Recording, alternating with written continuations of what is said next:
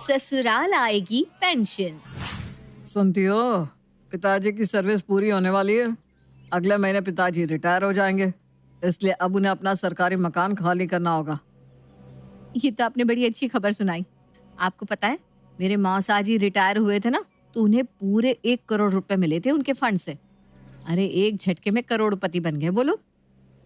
भाग्यवान, मैं भी तो यही कह रहा हूँ कि पिताजी रिटायर होने वाले हैं, मतलब पिताजी को भी करोड़ रुपया तो मिलेगा ही। अरे सोच कर देखो, अगर वो पैसा हमारे हाथ लग गया ना तो हमारी गरीबी ही दूर हो जाएगी।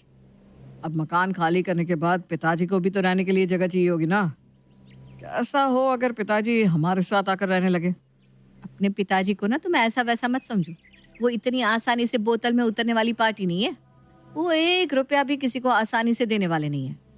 अरे तभी तो मैं कह रहा हूँ कि कुछ सोचो जिससे कि पिताजी इम्प्रेस हो जाए, और पूरा फंड ना सही, कम से कम आधा तो हमारे हाथ लगे। एक काम करते हैं, पिताजी के लिए रिटायरमेंट की बढ़िया सी पार्टी रख देते हैं। रिटायरमेंट का ग्रैंड फंक्शन देकर पापा जी हमसे इम्प्रेस हो जाएंगे और फिर तो अपनी चांदी ही चांदी। वैसे आइडिया बुरा नहीं है। मैं कल पिताजी को फोन करके पार्टी के बारे में बता देता हूँ। साथ ही ये भी बात कर लूंगा कि रिटायरमेंट के बाद उन्हें हमारे साथ हमारे घर में ही रहना है। पिताजी को तो हर महीने पेंशन मिलेगी, समझो घर तो उनकी पेंशन से ही चल जाया करेगा। हमारी पूरी तनख्वाह हम बचा लिया करेंगे। पापा रिटायर होने वाले हैं। इससे पहले कि भैया अपना दिमाग लगाए, मैं ही पापा को अपने साथ रहने के लिए मना लेता हूँ। हमारे साथ पापा रहेंगे तो सारी प्रॉब्लम सॉल्व हो जाएगी। ये करी ना आपने दिमाग वाली बात। जल्दी पापा जी को फोन लगाओ और हमारे साथ रहने के लिए उनसे बात कर लो। नमस्ते पापा, कैसे हो आप? अच्छा, अब तो आपकी सर्विस भी खत्म हो रही है। आपकी बहू और मेरी यही इच्छा है कि आप रिटायरमेंट के बाद हमारे साथ रहें। और भैया का घर भी यहाँ पास में ही है, तो जब आपका मन करेगा आप उनसे मिल भी सकते हैं। बेटा तुम्हारे साथ? पापा देखिए, अब कोई बहाना नहीं है। अब अगर आप हमारे साथ रहने नहीं आए ना तो मैं नाराज हो जाऊंगा। अरे बच्चे आपको कितना याद करते हैं, कुछ पता भी है? वो सब तो ठीक है बेटा, लेकिन समस्या वो नहीं है। फिर क्या समस्या है पापा? बेटा अभी थोड़ी देर पहले ही अरुण का फोन आया था। उसने मेरी रिटायरमेंट की पार्टी रखी उसके घर पर, और वो भी जिद कर रहा है कि पार्टी के बाद मैं उसके साथ ही रहने लगूं। अच्छा, बहुत चालाक निकले भैया तो। बड़ी आसानी से पापा को बोतल में उतार लिया। आज से पहले तो कभी पापा को अपने घर रहने के लिए नहीं बुलाया। अब पापा रिटायर हो गए तो इन्हें बड़ा पापा पर लाड आ रहा है। मैं वो सब नहीं जानता पापा, आप बस मेरे साथ रहेंगे। हाँ, मैंने कह दिया तो कह दिया। अरे बेटा बिल्कुल बच्चे बन गए हो तुम दोनों तो। अब पापा तो एक ही है ना, दोनों के घर एक साथ कैसे रह सकते हैं। अच्छा मैं देखता हूँ, तुम परेशान मत हो। फिलहाल तो रिटायरमेंट पार्टी की तैयारी में लग जाओ। अरुण से पूछ लेना उसे कोई मदद की ज़रूरत हो तो। वैसे तो वो सब कर ही लेगा, लेकिन फिर भी तेरा भी तो कोई फर्ज बनता है ना। अरे पापा, फर्ज क्यों नहीं बनता? आप बेफिक्र रहिए, मैं सब कुछ संभालूंगा। रिटायरमेंट की पार्टी काफी बड़े स्तर पर आयोजित की गई थी, जिसमें सभी रिश्तेदार और बेनीलाल जी के ऑफिस के मित्र आमंत्रित थे। पार्टी भाई बेनीलाल, अब क्या सोचा है? रिटायरमेंट के बाद कहाँ बसने का इरादा है? अरे यार बच्चे तो बहुत जिद कर रहे हैं कि मैं उनके साथ आकर रहूं, लेकिन दरअसल शुरू से ही बेटा बहू के साथ रहने की आदत नहीं है, और इतने सालों में उन लोगों का अपना एक तौर तरीका सेट हो चुका होगा। अब अचानक से मैं भी रहने लगूंगा तो उन्हें असुविधा तो होगी। फिर क्या सोचा है मित्र? देखते हैं, अभी तो सरकारी मकान का 2 महीने का स्टे मेरे पास है। तब तक मैं कागजी कार्यवाही पूरी कराऊंगा, उससे भी सोचते हैं कुछ। पार्टी के बाद बेटा मैं सोच रहा हूँ अगर मैं अलग ही रहूं तो बेहतर होगा। अरे पापा, इस उम्र में आप अकेले क्यों रहेंगे? हम है ना।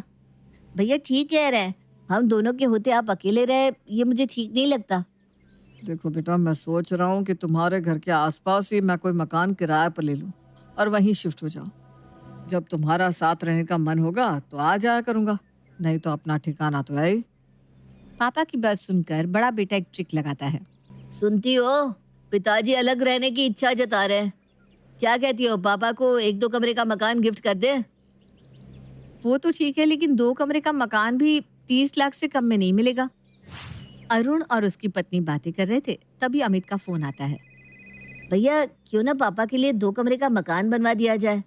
अब इस उम्र में वो किराए का मकान लेकर रहे, ये मुझे तो ठीक नहीं लग रहा। हाँ, हम भी अभी यही बात कर रहे थे। लेकिन तेरी भाभी की बात भी सच है। इस एरिया में 2 कमरे का मकान भी 30 लाख से कम में नहीं मिलेगा। और इतना पैसा अपने पास तो नहीं है भाई।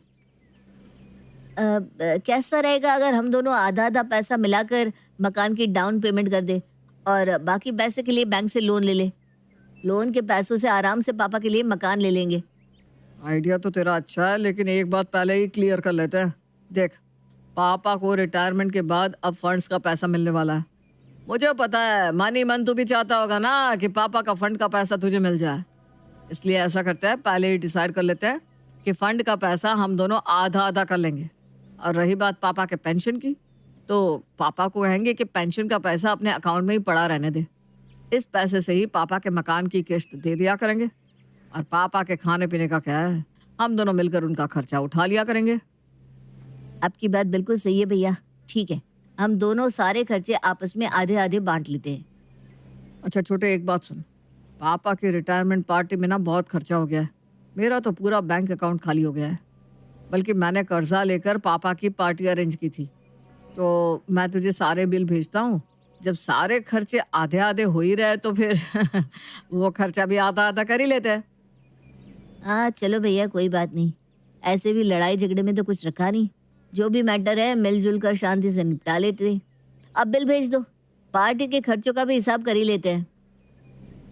बेटा अरुण, 1 सप्ताह में मेरा फुल और फाइनल सेटलमेंट हो जाएगा। उसके बाद मैं तुम्हारे पास आ रहा हूँ। फिर मिलकर मेरे लिए किराए का कोई अच्छा सा मकान देख लेंगे। पिताजी, ये तो बहुत खुशी की बात है। आप आइए ना, आपके लिए एक सरप्राइज है। सरप्राइज? ऐसा क्या सरप्राइज है बेटा? मुझ बूढ़े के लिए क्या सरप्राइज हो सकता है?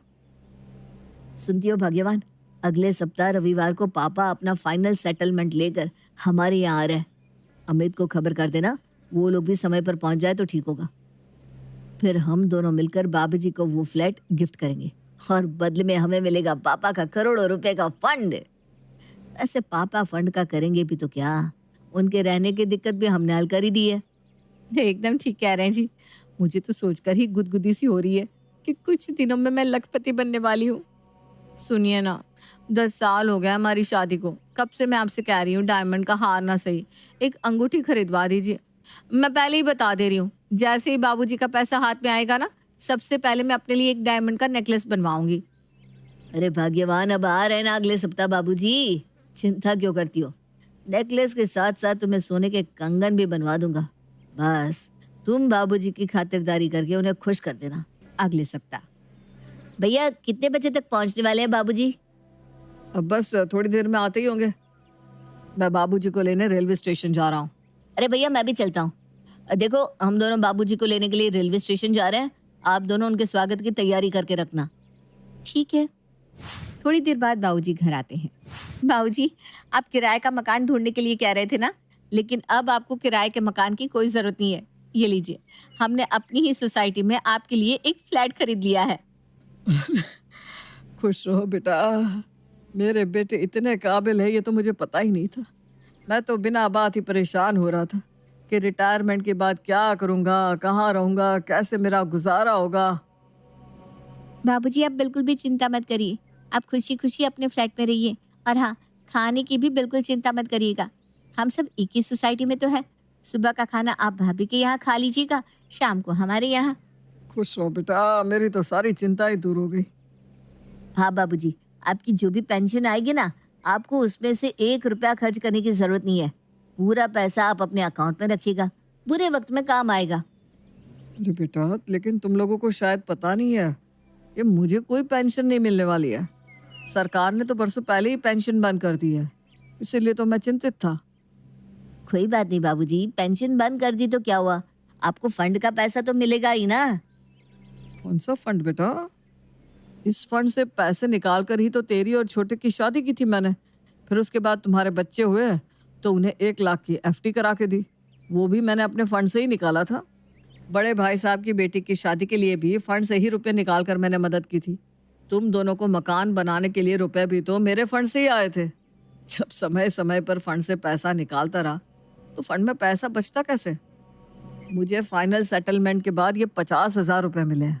अब तो बस यही है जो है।